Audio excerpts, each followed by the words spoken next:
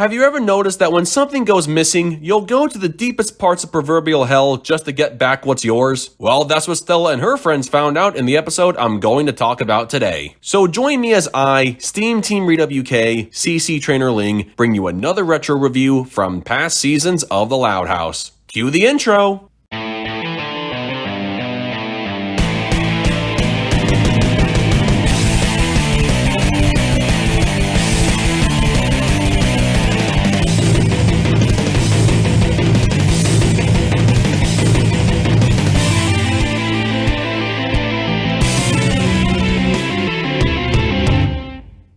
Today's episode is Tales of Woe. In this episode, Lincoln and Powell search the school for the urban legend known as the Rat Beast after Stella's music box disappears. A lot of fans see this episode as just average at best, but honestly, this episode deserves a lot more credit. They say the biggest detriment to the episode is Lincoln and his guy friends because they don't really do anything significant or make any sort of impact, but I have to disagree. This is one of the few episodes from season 4 where they don't do something incredibly stupid or partake in some ridiculous scheme. Here, they actually worked together as one cohesive unit as they tried to find the creature that took items from their classmates, including Stella. Speaking of whom, she was the greatest character out of everyone. This was technically her first solo episode, but at the same time she shared the spotlight with her friends, but she was the one leading the investigation into the disappearance of her music box. Not only that, but she was the bravest of the group by being both the first one to go down into the school basement and wanting to confront the Rat Beast despite how scary that thing looked. Now, regarding the Rat Beast itself, the one thing I really appreciated was how the story built up to the big reveal. Students were losing their stuff, hearing strange sounds in the halls, and smelling the odor of corn chips. Lincoln's friends started looking in all the places their classmates claimed the Rat Beast was last seen, and they think they found evidence, but it turns out to be a whole bunch of nothing. Still, that didn't mean the Rat Beast was a hoax because Stella could hear her music box playing from behind one of the school walls. So someone, or something, definitely had what she was looking for. We also get an urban legend backstory explaining how this rat creature supposedly came to be when it was believed several lab rats came into contact with some chemicals, thus mutating into one giant monster with green eyes and two tails. Not only that, but the shadows this thing cast on the basement walls greatly reinforced everyone's preconceived notions of how this thing was no ordinary rat. The most interesting part is the creature is in fact revealed to be a mutated lab rat with green eyes and two tails, just not as overly exaggerated and gigantic as everyone thought. We then get the official backstory from Norm the janitor, where he explains how this mutant rat really did get mixed up with some chemicals because he forgot to lock the supply closet in the science lab, and he's been secretly keeping this creature alive for about a decade. Which is interesting because normal rats only have a lifespan of about 2 years. Norm was also responsible for the strong odor coming from the vents because he was feeding the rat corn chips, and it was true that the rat really was swiping things from the other students. As a quick side note, Norm the janitor is surprisingly a character not many fans talk about in this episode. For a minor character, I thought his role was pretty good. He knew the kids were looking for the Rat Beast and tried to trick them into thinking he disposed of it so they would never find it. He didn't want anyone to harm his little cinnamon and perform strange experiments on him, and I can respect him for doing what he thought was the right thing. He wanted Lincoln and his friends to keep his secret, and they all agreed. Everyone had all their stolen things returned, no one got hurt in the process, so why not keep the mystery of the Rat Beast a secret? It's heavily implied Cinnamon was never going to steal anything ever again, and Stella managed to make friends with the little guy. You have to admit that last shot with her feeding him corn chips through the vent was just adorable. Overall, this episode is way better than average. The story, the conflict, the feeling of suspense, the foreshadowing and build up to the big confrontation, the shocking revelation, and the fallout flowed together smoothly without anything feeling forced or underwhelming. Basically, everything felt natural from start to finish. The only minor critique I have is we never get a flashback to see when and how the Rat Beast took Stella's music box. It would have explained how the box went missing between the time she was on the bus and just before it was time for her to show it off during class. Now, even though the episode missed a big opportunity to develop her character on a more personal level, Stella's role was still great. She demonstrated both her ability to lead and her bravery in wanting to confront something scary if it meant getting back what was hers. Seriously, this Rat Beast could have been the giant killer everyone said it was, and this girl was not afraid to throw hands with it if she had to. As for the guys in her group, they may not have been the most interesting compared to Stella, but they were still ready to back her up in a potentially dangerous situation. Throw in a random Alfred Hitchcock reference with Principal Huggins wearing a hairpiece, and you got an episode that really can't disappoint. With that said, I give Tales of Woe a 9.9 out of 10. Well folks, that concludes my review of Tales of Woe. So I gotta ask, what did you guys think of this episode? Sound off in the comments below, and be sure to click that subscribe button for more Loud House related content. That's going to do it for me. I'll catch you guys for the next video, but until then, this is SteamTeamRedubUK, CC Trainor-Ling, signing off. Peace out, home slices.